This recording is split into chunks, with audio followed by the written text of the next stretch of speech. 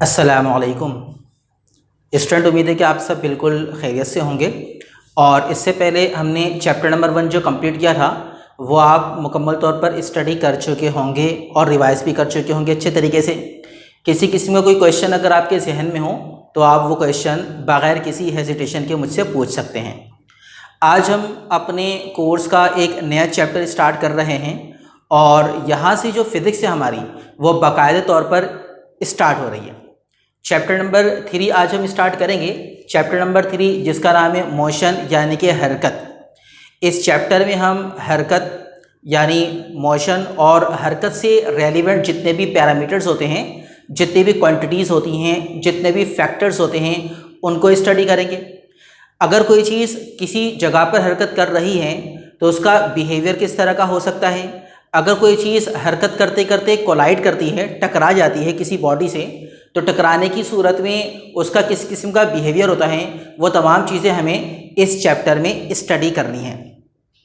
जिन student को physics मुश्किल लगती है वो ख़ास तौर पर ये सुन लें कि फ़िज़िक्स दुनिया का इंतहाई आसान तरीन सब्जेक्ट है। और जिस तरह चैप्टर नंबर 1 में जब हम ब्रांचेस और डायमेंशन की बात कर रहे थे तो मैंने आपको बताया था कि फ़िज़िक्स को हम डेली लाइफ में कहाँ कहाँ पर किस अंदाज में स्टडी कर सकते हैं, टॉपिक को किस तरह से अंडरस्टैंड करेंगे और किस तरह से टॉपिक को आगे लेकर चलेंगे।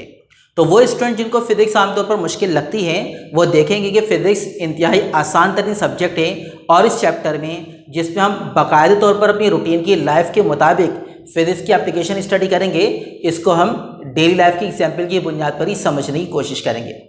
तो स्टार्ट करते हैं चैप्टर नंबर 3 जिसका नाम है मोशन। मोशन, इस चीज़ को समझने से पहले फिज़िक्स की एक ब्रांच जो हमने फर्स्ट चैप्टर में डिस्कस की थी मैकेनिक्स, उसकी सब ब्रांच काइनेमेटिक्स के हवाले से बात कर लेते हैं।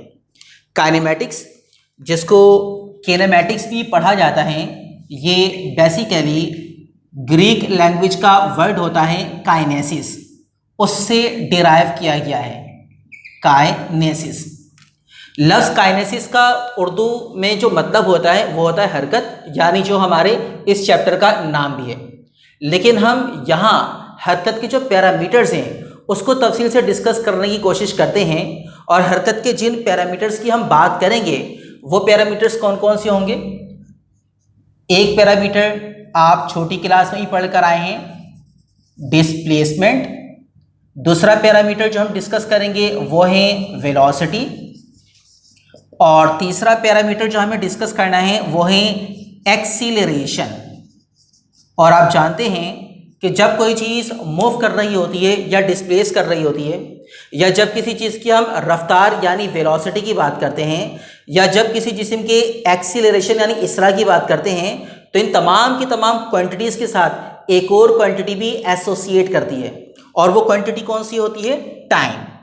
तो हम ये कह सकते हैं कि जो काइनेमेटिक्स या किनेमैटिक्स जो फिज़िक्स की ब्रांच है, जो बेसिकली मोशन और मोशन से रेलिवेंट जो बेसिक पैरामीटर्स के हवाले से आपको इन्फॉर्मेशन देती है, तो वो बेसिक पैरामीटर्स कौन कौन से होंगे? Displacement, velocity, acceleration and time.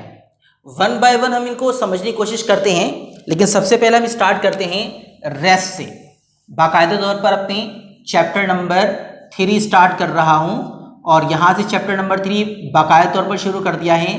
पहला टॉपिक हम लेंगे रेस्ट यानी सकून। रेस्ट या सकून से क्या मुराद हो सकती है? देखिए, आप जहाँ पर मौजूद हैं उस जगह के लिहाज से आप अपनी पोजीशन तब्दील नहीं कर रहे। जिस जगह पर आप बैठे हुए हैं, जिस चेयर पर या जिस सोफे पर आप बैठे हुए हैं, आप अपने सराउंडिंग के लिहाज से अपनी पोजीशन तब्दील नहीं कर रहे, ना वो चीज़ सराउंडिंग के लिहाज से अपनी पोजीशन तब्दील कर रही है। मैं इस वक्त यहाँ पर खड़ा हुआ हूँ, इट मीन्स मैं अपने सराउंडिंग के लिहाज से अपनी पोजीशन तब्दील नहीं कर रहा। तो आप कहेंगे कि सर आप अपनी जगह पर मौजूद हैं, आप अपनी जगह पर रुके हुए हैं, आप अपनी जगह पर ठहरे हुए हैं। तो इस हालत को, इस कैफियत को जिसमें हम किसी बॉडी का change in position with respect to surrounding consider ना कर रहे हों, इस हालत को, इस कैफियत को क्या कहा जाता है? रेस्ट यानी सकून यानी ठहरी हुई हालत। तो फिर सवाल ये पैदा होता है कि अगर रेस्ट में हम चेंज इन पोजीशन को डिस्कस नहीं कर रहे हैं तो मोशन में फिर हम क्या करेंगे? मोशन यानी कि हरकत। रेस्ट का बिल्कुल ऑपोजिट कॉन्सेप्ट मोशन यानी कि हरकत, चूंकि बिल्कुल ऑपोजिट है तो डेफिनेशन या कॉन्सेप्ट भी बिल्कुल ऑपोजिट हो जाएगा। पहले मैं अपनी जगह पर मौजूद था, इस सराउंडिंग के लिहाज से अपनी पोजीशन तब्दील नहीं कर रहा था, तो आप लोगों ने कहा कि सर आप अपनी जगह पर खड़े हुए हैं या मौजूद हैं या रुके हुए हैं। लेकिन अगर मैं अपनी पोजीशन तब्दील करना शुरू कर दूं, जैसे कि अब मैं अपनी पोजीशन तब्दील कर रहा हूं, तो आप कहेंगे कि सर अब आप हरकत में आ चुके हैं। आपने क्यों कहा मुझे कि मैं हरकत में आ चुका हूं? क्योंकि आपने मुझे अपनी पोजीशन को कंटिन्यूअसली चेंज करते हुए देखा। तो पता ये चला कि अगर कोई भी चीज़ अपनी मकाम को अपने गिरदो पेश के लिहाज से, अपने सराउंडिंग के लिहाज से मुसलसल तब्दील कर रही हो, तो उसकी इस हालत या इस कैफियत को आप क्या कहेंगे? मोशन। ठीक है ना। रेस्ट का मतलब हो गया कि किसी भी जगह पर किसी भी चीज़ का मौजूद रहना, सराउंडिंग के लिहाज से पोजीशन में कोई तब्दीली ना आना। मोशन में क्या हो गया? सराउंडिंग के लिहाज से अगर कोई चीज़ अपनी पोजीशन मुसलसल तब्दील कर रही हो, तो इस कैफियत को, इस हालत को हम कह देंगे मोशन यानी कि हरकत। अब हरकत के लिहाज से जो बेसिक पैरामीटर्स मैं आपको बता चुका हूं, वन बाय वन इनको डिस्कस करने की कोशिश करते हैं, और ये सारे के सारे वही पैरामीटर्स हैं जो आप छोटी क्लासें पढ़कर आए हैं। तो फर्ज करें मैं इस रूम से बाहर जाना चाहता हूं, तो रूम से बाहर जाने के लिए मेरी कैफियत क्या होनी चाहिए? क्या मैं अपनी जगह पर खड़े खड़े इस रूम से बाहर जा सकता हूं? आप कहेंगे कि नहीं, ऐसा मुमकिन नहीं है, मैं अपनी जगह पर खड़े खड़े इस रूम से बाहर नहीं जा सकता। तो क्या करना होगा मुझे? डेफिनेटली अपनी पोजीशन को तब्दील करना होगा। अगर मैं अपनी पोजीशन को तब्दील करूंगा तो फिर मेरी ये हालत या ये कैफियत क्या बन जाएगी? मोशन यानी कि हरकत। और अगर रूम से मैं बाहर जाना चाहता हूं, तो फिर एक सवाल ये भी पैदा होता है कि मैं चेंज इन पोजीशन किस डायरेक्शन में लेकर आऊं। क्या मैं उस कॉर्नर की तरफ मूव करूं, या मैं उस कॉर्नर की तरफ मूव करूं, या स्पेसिफिकली जहां पर दरवाज़ा है, जहां बाहर जाने का रास्ता है, उस डायरेक्शन में मूव करूं? तो आप लोग यही कहेंगे कि सर जो बाहर जाने का रास्ता है, जिस तरफ दरवाज़ा है, उसी तरफ आप चेंज इन पोजीशन लेकर आएँ, यानी कि हरकत करें। तो हम ये नतीजा निकाल सकते हैं कि अगर हम किसी स्पेसिफिक डायरेक्शन में मूव करते हैं, जैसे मैं मूव कर रहा हूं दरवाजे की तरफ, तो ये जो स्पेसिफिक डायरेक्शन में किसी भी बॉडी का मूवमेंट या किसी भी बॉडी की जो हरकत होती है, इसी को हम क्या कह सकते हैं? डिस्प्लेसमेंट कह सकते हैं। ये तमाम चीज़ें आप छोटी क्लास में भी पढ़कर आए हुए हैं, तो छोटी क्लास में जो डेफिनेशन पढ़कर है उसको भी रिकॉल करते रहिए। Change in position of an object in any particular direction. Room से बाहर जाने के लिए मैं ना उस कॉर्नर की तरफ मूव किया, ना उस डायरेक्शन की तरफ मूव किया है। मैंने किस डायरेक्शन मूव किया है? स्पेसिफिकली जहां पर दरवाजा था, जहां पर बाहर जाने का रास्ता था। तो अगर कोई चीज स्पेसिफिक डायरेक्शन में मूव करें, तो इस कॉन्सेप्ट को आप क्या कहेंगे? डिस्प्लेसमेंट कह देंगे। एक और डेफिनेशन जो छोटी क्लास से पढ़कर रहे थे वो क्या थी? Shortest distance between two points. किसी भी बॉडी का दो पॉइंट्स के दरमियान शॉर्टेस्ट डिस्टेंस, वो भी क्या कहलाता है? डिस्प्लेसमेंट। अब यहां एक सवाल ये पैदा होता है कि डिस्प्लेसमेंट को आखिर हम shortest distance between two points क्यों कहते हैं? तो इसके लिए हम यहां पर कंसीडर करते हैं, फर्ज कीजिए कि ये एक पॉइंट है, पॉइंट ए। फर्ज कीजिए कि ये एक पॉइंट है, पॉइंट बी। ये एक पॉइंट है, पॉइंट सी, और ये एक पॉइंट है, फर्ज कर लीजिए, पॉइंट डी। एक ऑब्जेक्ट है, उस ऑब्जेक्ट को पॉइंट ए से हरकत करनी है, और पॉइंट ए से हरकत करते हुए कहाँ जाना है? पॉइंट बी की तरफ जाना है। तो डेफिनेटली उस ऑब्जेक्ट के पास कई ऑप्शंस हैं।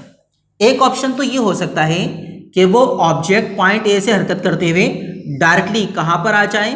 पॉइंट बी की तरफ आ जाए। इसको मैं कह रहा हूं ऑप्शन नंबर 1। एक ऑप्शन ये हो सकता है कि वो ऑब्जेक्ट पहले ए से डी की तरफ जाए, डी से सी की तरफ जाए, और सी से फिर कहां पर आ जाए? बी की तरफ। इसको मैं कह देता हूं आसानी के लिए ऑप्शन नंबर 2।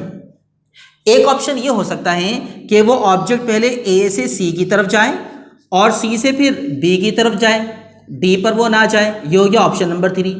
और आपको इसके अलावा भी यहां पर कई ऑप्शंस नजर आ रहे हैं। तो हम ये देखेंगे कि डिस्प्लेसमेंट की ये वाली डेफिनेशन कहां पर पूरी उतर रही है। पहली वाली डेफिनेशन क्या बताई मैंने आपको? कि जब कोई भी चीज स्पेसिफिक या पर्टिकुलर डायरेक्शन में चेंज इन पोजीशन लेकर है, कंटिन्यूअसली मूव कर रहा हो, तो उसको हम क्या कहते हैं, डिस्प्लेसमेंट। और दूसरी डेफिनेशन जो आप छोटी क्लास से पढ़कर आए थे वो क्या थी, shortest distance covered by an object between any two points, किसी भी दो पॉइंट के दरमियान किसी भी बॉडी का शॉर्टेस्ट डिस्टेंस। तो अप्लाई करते हैं, यहां पर बॉडी ने पॉइंट ए से चलना शुरू किया, पॉइंट बी पर पहुंचना था, तीन ऑप्शंस के साथ वो बॉडी पॉइंट ए से बी पर पहुंचा। इन तीनों ऑप्शन में आप देखिए शॉर्टेस्ट कौन सा वाला है, डेफिनेटली आप कहेंगे कि शॉर्टेस्ट पहला वाला है। और फिर एक और चीज पर गौर कीजिए, जो शॉर्टेस्ट है वही पर्टिकुलर डायरेक्शन में भी है, ए से बी तक पर्टिकुलर डायरेक्शन ये वाली बन रही है, जो शॉर्टेस्ट है वही पर्टिकुलर डायरेक्शन में भी है। इसीलिए हम डिस्प्लेसमेंट को दोनों अंदाज में डिस्क्राइब करते हैं कि distance covered by an object in any particular और स्पेसिफिक डायरेक्शन, या फिर shortest distance covered by an object between any two points. दोनों सूरतों में क्या कहलाएगा, डिस्प्लेसमेंट, जो कि पर्टिकुलर डायरेक्शन है, इस लिहाज से इसको हम वेक्टर क्वांटिटी कह सकते हैं। यहां तक आप मोशन, काइनेमेटिक्स, रेस्ट वगैरह की जो पहला पैरामीटर है डिस्प्लेसमेंट, उसको स्टडी करें। डेफिनेटली हम डिफरेंट पैरामीटर्स को थोड़ी देर के बाद डिस्कस करेंगे अगले लेक्चर में। यहां तक आप अच्छी तरह इसको मेमोराइज करें, कोई क्वेश्चन हो तो आप कर सकते हैं। Thank you.